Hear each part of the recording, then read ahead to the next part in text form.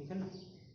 मैं सत्य प्रकाश चतुर्वेदी, हिंदी प्रवक्ता, Shri Ramji Lal Pandey inter college करमेल road Orai से आज ये रस प्रकरण को समझाते हुए जो माध्यमिक कक्षाओं के लिए अर्थात 9th, 10th, फर्स्ट ईयर और 12th चारों कक्षाओं के विद्यार्थियों के लिए एक साथ उपयोगी है। इस रस प्रकरण को हम लोग समझते हैं।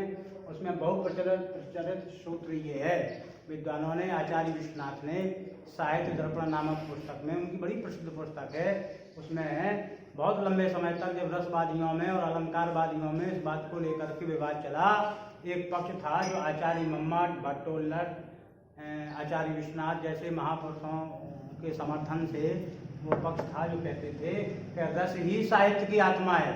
और दूसरी ओर आचार्य दंडी और आचार्य भामह जैसे जो विद्वान थे अलंकारवादी, आचार्य केशव दास जैसे, उन लोगों का मत था कि नहीं, अलंकार साहित्य की आत्मा है। जब तक उसमें सौंदर्य नहीं होगा साहित्य में तो वो समाज के लिए ग्राह्य नहीं होगा। पर रसवादी विचारकों ने अपना मत व्यक्त करते हुए कहा कि भले ही उसमें अलंकारों के जरिए से कितना भी सौंदर्य उत्पन्न कर दिया जाए, पर यदि वह जीवित नहीं है, यदि वह प्राण रहित है, तो फिर उसको सजाना और सौंदर्यीकृत करना उचित नहीं है और संसार के लिए, समाज के लिए ग्राह्य नहीं है। इसलिए प्राण तत्व तो रस ही है। कैसा लगता है, अनुभूति में कैसा लगता है साहित्य, यह विशेष खास महत्वपूर्ण बात होती है साहित्य में। तो साहित्य में जैसे 9 रसों की परंपरा है, नवरस मधुरा, कविता मुखरा, मुखरित जो कविता की वाणी होती है उसमें 9 रसों का माधुर्य भरा होता है, उसी का मूल होता है साहित्य में। तो बड़ी ही साधारण परिभाषा है, इसमें लिख रहे हैं भाव, विभाव। देखो इसी सूत्र को इस तरह से अलग अलग खंड खंड करके देखेंगे। अनुभाव, संचारी भाव, फिर अगला शब्द है संयोग। अर्थात ये भाव, विभाव, अनुभाव, संचारी भाव, जब इन सब तत्वों का संयोग हो तो उससे ही रस तत्व की निष्पत्ति होती है। रस क्या है? तो रस यह है कि जब भाव, विभाव, अनुभाव और संचारी भाव एक साथ घटित होते हों तो फिर वहां पर रस ही हो जाता है। तो ये भाव क्या होता है, इसके बारे में हम जानते हैं। स्थायी भाव के रूप में इतिहास में इस भाव शब्द का मतलब है स्थायी भाव। स्थायी भाव को विद्वानों ने स्थायी भाव इसलिए नाम दिया है क्योंकि यह मनुष्य के हृदय में सदैव सूक्ष्म रूप से विद्यमान रहता है, स्थायी तौर पर सदैव हृदय में विद्यमान रहता है। अनुभूति का आधारभूत कारण होता है भाव तत्व।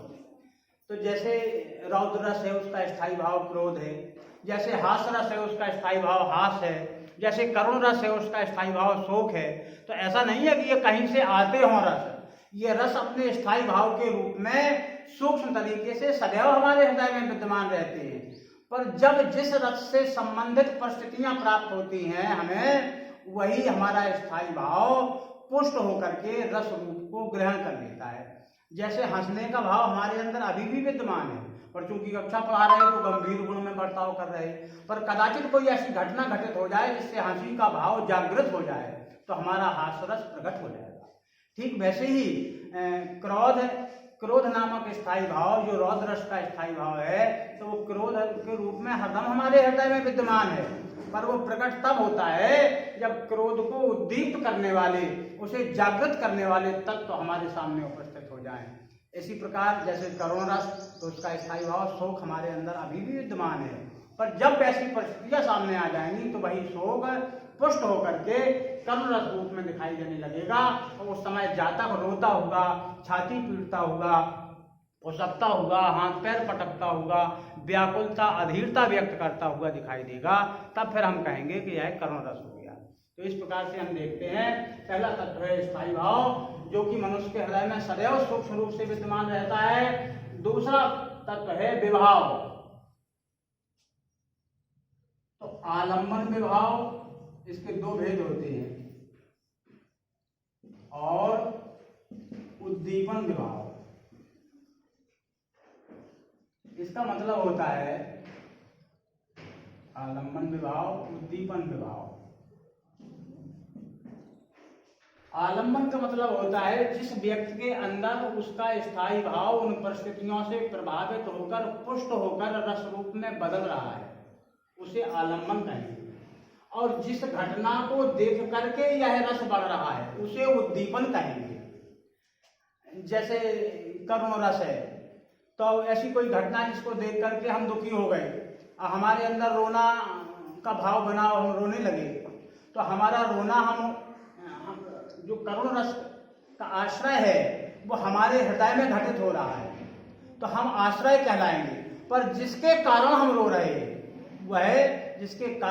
रहे हैं वह आलम्बन कहलाएगा, और उसके द्वारा दिखाई देने वाली वह घटना और क्रिया जिससे हमारा रोना और बढ़ रहा है वह उद्दीपन भाव कहलाएगा। जैसे बड़ा सुंदर उदाहरण है, जब भरत जी अपने ननिहाल से लौट करके आते हैं तो उन्हें अपने राजभवन में आकर के यह विदित होता है कि उनके पिताजी का देहांत हो गया, तो अपने पिता के मृत्यु का समाचार सुनकर के वे रोने लगे, वे दुखी हो गए। उनके हृदय में जो शोक नामक स्थायी भाव था वह पिता के मृत्यु का समाचार सुनकर के पुष्ट होकर के करुण रस रूप में बदल गया। तो भरत जी तो हो गए आश्रय, क्योंकि भरत जी रोने लगे, उनके हृदय में उनका स्थायी भाव शोक रूपी स्थायी भाव रस रूप में बदल गया, तो वो हो गए आश्रय। पर किसके कारण उनके अंदर ये शोक रस बढ़ा? तो अपने पिता के कारण। तो आलम्बन में हो जाएंगे महाराज दशरथ जी।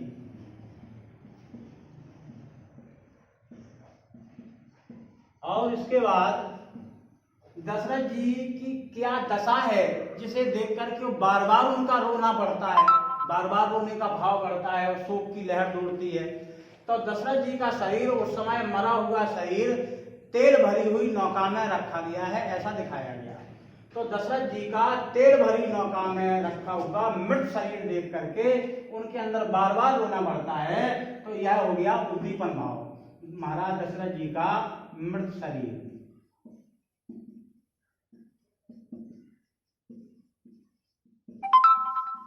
अब ये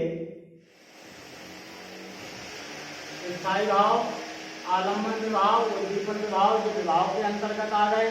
अब अनुभाव, तो आश्रय जिसके अंदर वह रस बढ़ रहा है अनुभाव के अंतर्गत आ जाएगा। फिर आएगी अगली हेडिंग संचारी भाव। संचारी भाव जैसा कि इसका नाम ही इसके अर्थ को सूचित करता है, संचारी माने होता है संचरित हो जाना, माने फैलाव। तो भाव और उसका असर मनुष्य के सारे शरीर में फैलता है। शास्त्रकारों ने इस बात को प्रमाणित करते हुए लिखा है, मधुर वचन है औषधि और कटुक वचन है तीर, और श्रवण द्वार है संचरे साले सकल शरीर। कानों के द्वार से वह वाणी प्रवेश करके और पूरे शरीर में संचरित हो जाती है, फैल जाती है। तो वाणी का असर भले ही वाणी कानों के द्वारा प्रवेश पाती हो, पर वह असर रूप में कोशिका में फैल जाती है। तो ऐसे तत्व, ऐसे भाव, ऐसे शब्द जो उस भाव को पूरे शरीर में फैल जाने का अर्थ सूचित करते हो, वे संचारी भाव कहलाते हैं। इस समय महाराज भरत जी की दशा जो है वो दैन्यता का भाव है, शोक का भाव है, पीड़ा का भाव है, आत्म पीड़ा का भाव है, आत्म प्रवंचना का भाव है। महात्मा भरत जी अपने आप को कोसते हुए बहुत सी बातें कहते हैं। तो ये सब भाव संचारी भाव, इनकी सूचियां पुस्तकों में नीचे लिखी होती हैं। संचारी भावों की संख्या निश्चित होती है, 33 संचारी भाव होते हैं। 9 रसों में यही वर्गीकृत किए गए हैं। उनका अध्ययन हम सूची को देख करके विस्तार से करते हैं। तो यहाँ पर भरत जी जो अपने पिता को देख करके जिनके हृदय में शोक नामक स्थायी भाव अनुकूल परिस्थितियां पाकर पुष्ट होकर रस रूप में, तो करुण रस रूप में परिणत हो जाता है, तो इसके ये हो गया उसका स्थायी भाव। महाराज दशरथ जी के कारण ये स्थिति उत्पन्न हुई, हो गए आलम्बन, और उनका मृत शरीर देख करके बार बार रोना बढ़ रहा, ये हो गया उद्दीपन। क्योंकि भरत जी के अंदर उनका स्थायी भाव जागृत होकर रस रूप में परिणत हुआ है, इसलिए भरत जी हो गए आश्रय। और संचारी भाव दैन्य माने दीनता का भाव उनके अंदर पूरे शरीर में उन्हें असर दे रहा है। तो इस तरह से जब हम बृहद व्याख्या करते हैं तब रस साहित्य को समझ सकते हैं। तो इस 9 रसों की संख्या निश्चित की गई है। हालांकि 11 भी रस है, साहित्य में पढ़ाए जाते हैं, पर मान्यता प्राप्त 9 को ही हुई है। उसमें सबसे पहले नंबर पर श्रृंगार रस का अध्ययन किया जाता है, क्योंकि श्रृंगार रस को 9 रसों की सूची में अग्रगण्य रस है श्रृंगार रस, और उसको रस राज कहा गया है, वो रसों का राजा भी है। श्रृंगार रस के साथ ही ये बात है जो अन्य किसी के साथ नहीं है कि श्रृंगार रस के 2 भेद होते हैं, एक संयोगी श्रृंगार और दूसरा वियोगी श्रृंगार। और आप आश्चर्य मानेंगे, रस साहित्य बहुत व्यापक विषय है। वियोगी श्रृंगार रस पे तो मीमांसकों ने ऐसे बृहद और विस्तृत व्याख्याएं दी हैं कि वियोगी श्रृंगार के ही 4 भाग कर दिए। जब रस साहित्य की मीमांसा में गहरे उतरते हुए उनका अध्ययन करते हैं तो उन 4 भागों को भी उस कक्षाओं में हमें अध्ययन करना पड़ता है। वे 4 रूप हैं वियोगी श्रृंगार के। हम शॉर्ट में समझा दें 1-2 मिनट में, 2-4 शब्दों में। एक होता है पूर्व राग वियोग, पूर्व राग वियोग। दूसरा होता है